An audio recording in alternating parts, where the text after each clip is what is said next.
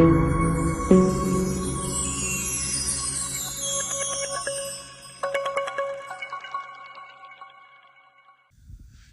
Praise the lord. దేవుని పరిశుద్ధమైన నామానికి మహిమ కలుగును గాక. మీ అందరికీ మన ప్రభు అయిన యేసుక్రీస్తు పరిశుద్ధమైన ప్రశస్తమైన నామంలో ప్రేమ వందనాలు తెలియజేస్తూ ఉంటున్నాను. మరొకసారి ఈ రీతిగా మీ ముందుకు రావడానికి ఆ దేవాది దేవుడు నాకు ఇచ్చిన ఈ చక్కటి భాగ్యము కొరకే దేవుని స్తుతిస్తూ ఉంటున్నాను.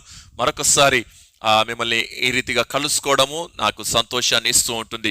బైబిల్ గ్రంథములో మనము వాక్యాలు మనం చదువుతూ ఉంటున్నప్పుడు అర్థం కాని విషయాలు మనకు ఎన్నో ఉంటాయి.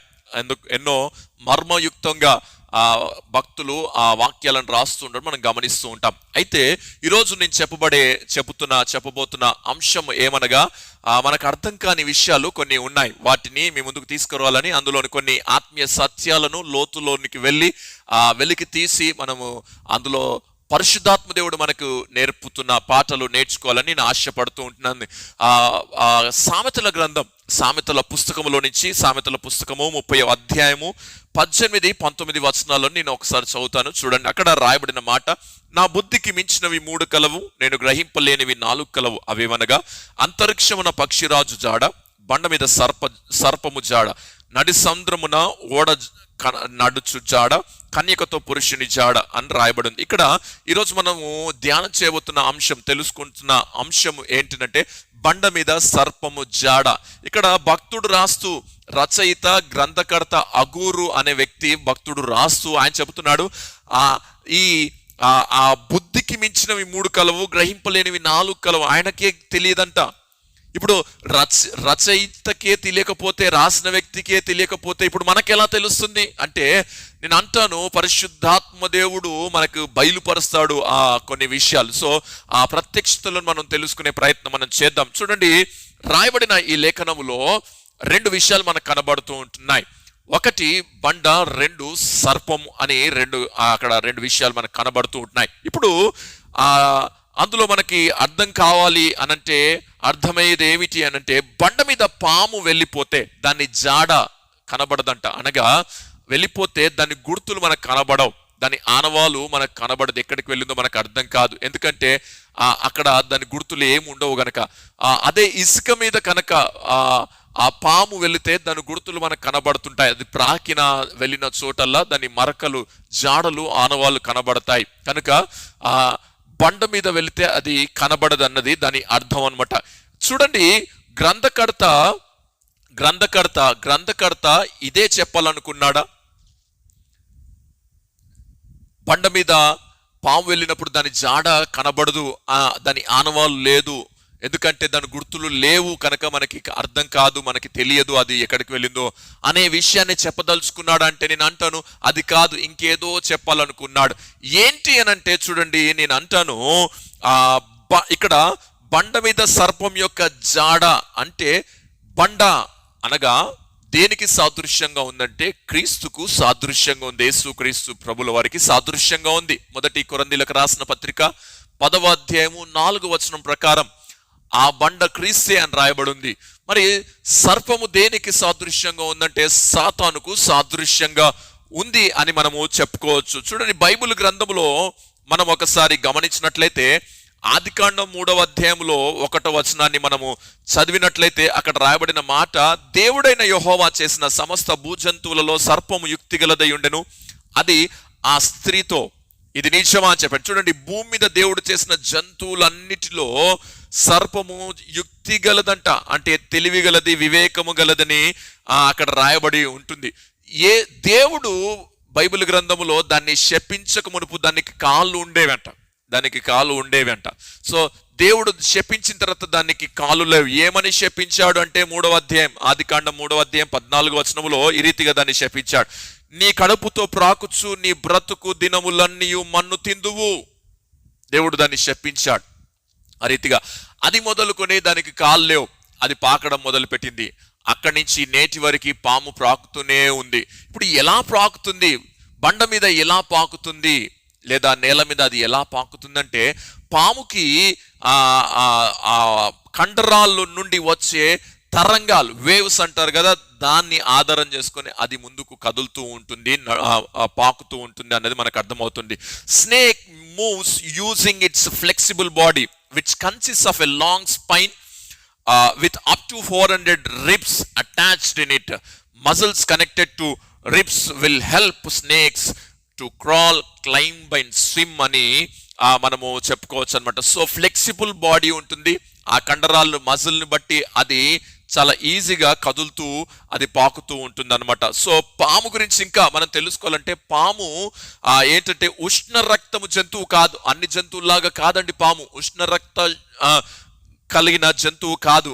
అర్థం కావాలంటే నేను చెప్తాను. ఇప్పుడు బండ ఉంది, బండ మీద చాలా వేడి ఉంది. ఇప్పుడు అక్కడి నుంచి పాము వెళ్ళాలి. ఇప్పుడు పాములో రక్తము చల్లగా ఉంది, బండ వేడిగా ఉంది. దాని మీద వెళ్ళాలంటే ఇప్పుడు పాము ఏం చేస్తుందంటే తన్ను తాను ఆ బండకు అనుకూలంగా తన బాడీని మలుచుకొని మార్చుకొని అది పాకుతుంది అనమాట. సో అందుకే అది చాలా యుక్తి గలది, వివేకము గలది, తెలివి గలదని వాక్యం సెలవిస్తూ ఉంటుంది.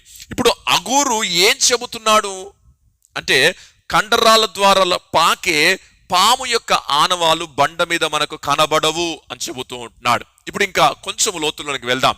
కొంచెం జాగ్రత్తగా మీరు విన్నట్లయితే మీకు అర్థమవుతూ ఉంటుంది. కొంచెం లోతుల్లోనికి వెళ్తే మనకు అర్థమవుతూ ఉంటుంది. చూడండి, బైబిల్ గ్రంథంలో మత్తయి సువార్త 10వ అధ్యాయం 16వ వచనంలో ప్రభు అయిన యేసు క్రీస్తు తన శిష్యులతో చెబుతున్న మాట ఏమిటంటే పాము వల్లే మీరు వివేకము కలిగి ఉండుడి అని దేవుడు చెప్పాడు. సో అది వివేకము గలదని, యుక్తి గలదని మనకు అర్థమవుతూ ఉంటుంది.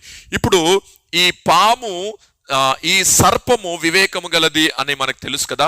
బండ మీద ఆనవాళ్ళు లేకుండా వస్తూ ఉంటుంది. ఇప్పుడు ఇందాక ఏమనుకున్నాం, బండ అనగా క్రీస్తు అనుకున్నాం. ఇప్పుడు ఆ క్రీస్తు అనే బండ పైన కట్టబడిందే దేవుని జీవం కలిగిన సంఘం. దేవునికి స్తోత్రం కలుగును గాక.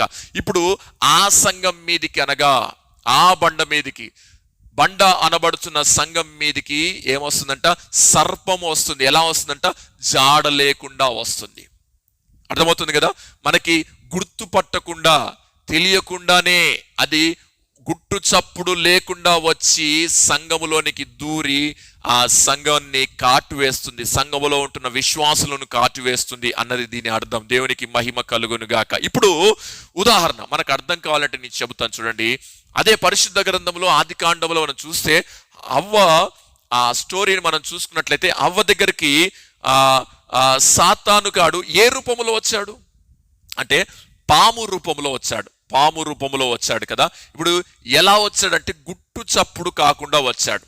గుట్టు చప్పుడు కాకుండా వచ్చాడు. ఎప్పుడు వచ్చాడు అంటే అవ్వ ఒంటరిగా ఉన్నప్పుడు వచ్చాడు. చూడండి, ఒంటరిగా ఉన్నప్పుడు వచ్చాడు, గుట్టు చప్పుడు కాకుండా వచ్చాడు. ఇప్పుడు బైబిల్లో పాము గురించి ఇలా రాసిందని మనం ఇందాక చెప్పుకున్నా, అది వివేకము గలది కదా. ఎలాగా చూడండి, అది ఎంత వివేకము గలదో. ఆదాము అవ్వ కలిసి ఉన్నప్పుడు రాలేదండి. ఇద్దరు దూరం అయిపోయినప్పుడు, ఇద్దరు కలిసి లేనప్పుడు, అవ్వ ఒంటరిగా ఉన్నప్పుడు వచ్చాడు. చూడండి, అదును చూసి వాడు కాటు వేస్తాడు అన్నది దీన్ని బట్టి మనకు అర్థమవుతుంటుంది. అంటే దానికోసమే వెయిట్ చేసి అవ్వ ఎప్పుడు ఒంటరిగా ఉంటుందో అనే ఆ క్షణము కోసమే, ఆ సమయం కోసమే ఆ పాము, ఆ సర్పము వెయిట్ చేసినట్లుగా మనకు కనబడుతూ ఉంటుంది.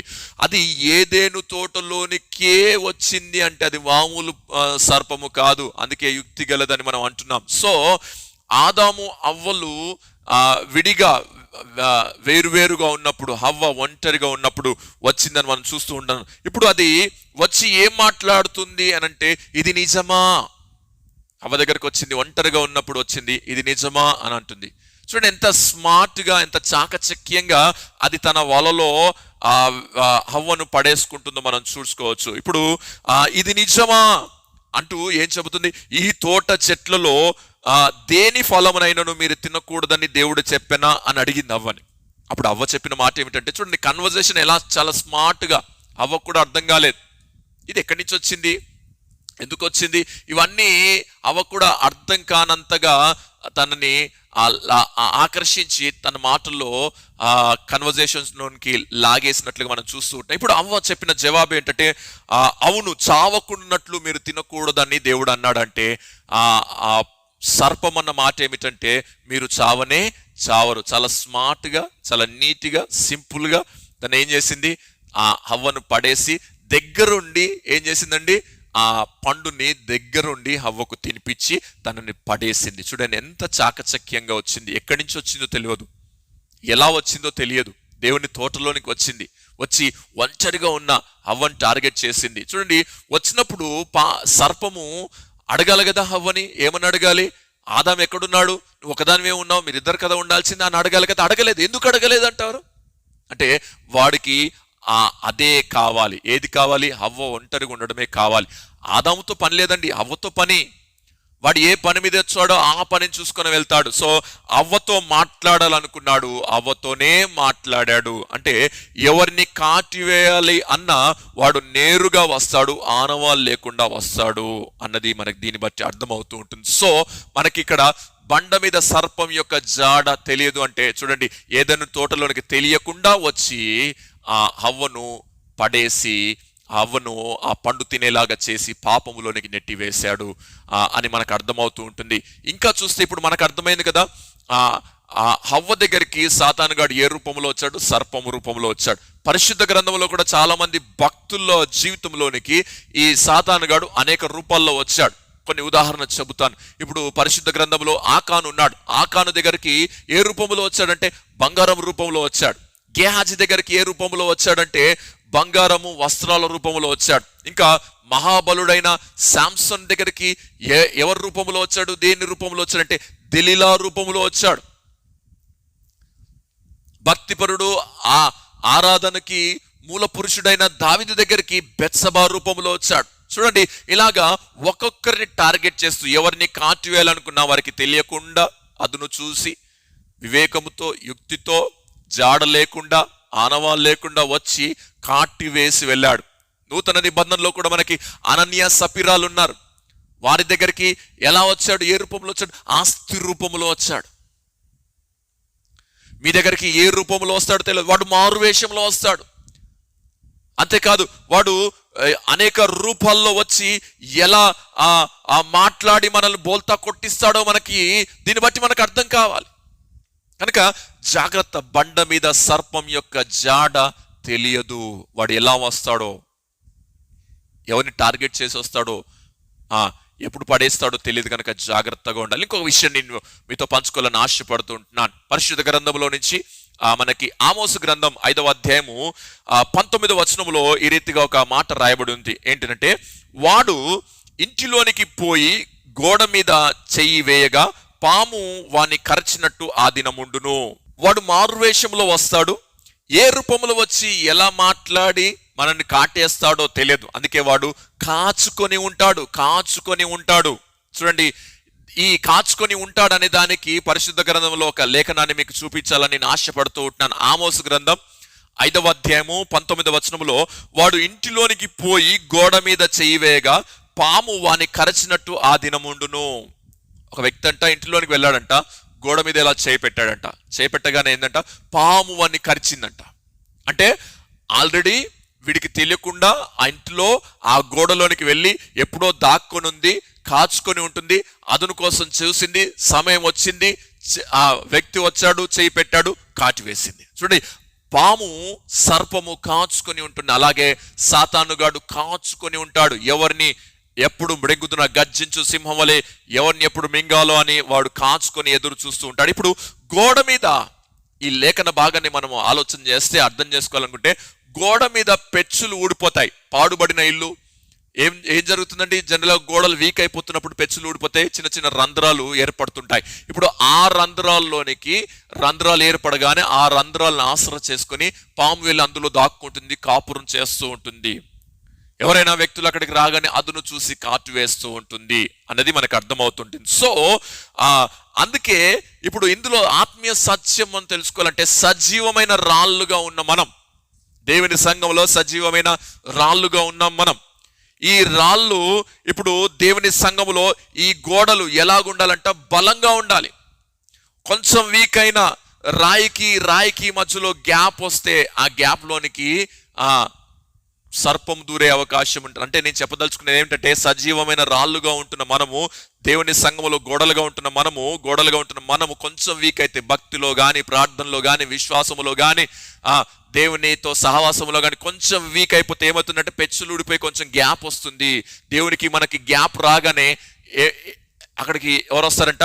ఆనవాళ్ళు లేకుండా సర్పం అనగా సాతానుగాడు వచ్చే అవకాశం ఉంది. వచ్చి ఏం చేస్తాడు? అదును చూసి, అవకాశం చూసి, సమయాన్ని చూసి కాటేస్తాడు, పాపములో పడేస్తాడు. అందుకే సంఘము లో ఉంటున్న మనము చాలా స్ట్రాంగ్గా ఉండాలి. అంతేకాదండి, గ్యాప్ ఉండకూడదు. రాయికి మధ్యలో గ్యాప్ ఉంటే వాడు దూరే అవకాశం ఉంటుంది. అందుకే సహోదరులు కలిసి ఉండాలి. సహోదరుల మధ్యలో గ్యాప్ వస్తే సాతానుగాడు దూరే అవకాశం ఉంటుంది. సో ఇద్దరి మధ్యలో, ఆదాము అవ్వల మధ్యలో గ్యాప్ వస్తే మధ్యలో దూరాడు. అలాగనే సంఘములో కూడా సహోదరుల మధ్యలో గ్యాప్ ఉంటే, వీక్గా ఉంటే, సంఘం వీక్గా ఉంటే, నీవు వీక్గా ఉంటే దూరే అవకాశం ఉంటుంది. అందుకే సహోదరులు ఐక్యత కలిగి ఉండుట ఎంత మేలు, ఎంత మనోహరం అని దేవుని వాక్యం సెలవిస్తూ ఉంటుంది. కనుక దేవుని ప్రజలారా, బండ మీద సర్పం యొక్క జాడ తెలియదు అనంటే మీకు అర్థమైందని నేను నమ్ముతూ ఉంటున్నాను. సంఘం మీదికి, క్రీస్తు అనే బండ మీద కట్టబడిన సంఘం మీదికి సర్పం వస్తుంది, అనగా సాతానుగాడు వస్తూ ఉంటున్నాడు. అది ఎప్పుడు వస్తాడో, ఎలా వస్తాడో తెలియదు, ఎలా కాటేస్తాడో తెలియదు. కనుక జాగ్రత్తగా ఉండాలి. అదే సంఘము బలంగా ఉంటే సాతానుగాడు వచ్చే అవకాశం ఉండదు. సంఘం వీక్గా ఉంటే సాతానుగాడు ఆనవాలు లేకుండా వస్తాడు, వాడు జాడ లేకుండా వస్తాడు, వచ్చి కాటేసి తన పని తను చేసుకొని వెళ్ళిపోతాడు. కనుక సంఘముగా మనం చాలా బలంగా ఉండాలి. అసలు మన గ్యాప్ లేకుండా, దేవునికి మనకి గ్యాప్ లేకుండా ఉంచుకోవాలి. జాగ్రత్తగా బలంగా ఉంటూ సహోదరుల ఐక్యత కలిగి ఉన్నప్పుడు, బలంగా ఉన్నప్పుడు వాడు వచ్చే అవకాశం ఉండదు. కనుక వాడు యుక్తి గలవాడు. కనుక ఏదైనా తోటలోనికే ప్రవేశించిన సాతానుగాడు మనలోనికి, సంఘములోనికి ప్రవేశించడం పెద్ద విషయం కాదు. కనుక జాగ్రత్తగా ఉంటూ మనని మనం కాపాడుకుందాం, బలంగా ఉందాం, గ్యాప్స్ని ఫిల్ చేసుకుందాం. వాడికి రావడానికి డోర్స్ అన్ని క్లోజ్ చేసి అవకాశం లేకుండా ఉంటూ మనని మనం కాపాడుకుందాం. దేవుడి మాటలు దీవించి ఆశీర్వదించును గాక. దీన్ని బట్టి మీకు అర్థమవుతుంది అనుకుంటున్నాను. బండ మీద సర్పం యొక్క జాడ తెలియదు అంటే ఇప్పుడు మీకు అర్థమైందని నమ్ముతూ ఉంటున్నాను. మీకు నచ్చినట్లయితే ఈ వీడియోని లైక్ చేయండి, షేర్ చేయండి, సబ్స్క్రైబ్ చేసి మమ్మల్ని ప్రోత్సహించండి. దేవునికి మహిమ కలుగును గాక. ఆమేన్.